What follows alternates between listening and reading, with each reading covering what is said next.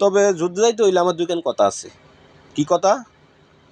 যুদ্ধে যদি আমি মরি, বিদেশে মরলে কোনো কথা নাই। যদি নিজের দেশে মরি, আমার দুইখান কথা আছে। নিজের দেশই মরবে।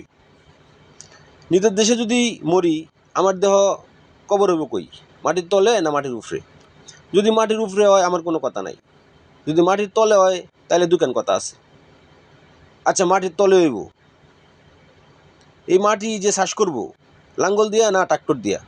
যদি লাঙ্গল দিয়া হয় তাহলে কোনো কথা নাই। আর যদি ট্রাক্টর দিয়ে হয় তাহলে আমার দুইখান কথা আছে। আচ্ছা, ট্রাক্টর দিয়ে হইব।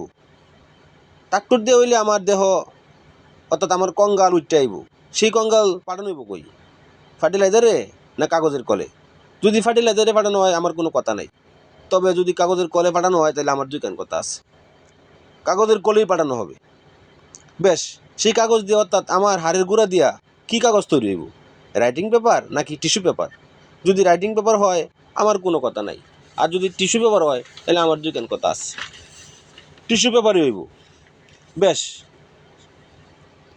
সেই টিস্যু পেপার পুরুষে ব্যবহার করব নাকি স্ত্রী লোকে ব্যবহার করব? যদি পুরুষে ব্যবহার করে আমার কোনো কথা নাই।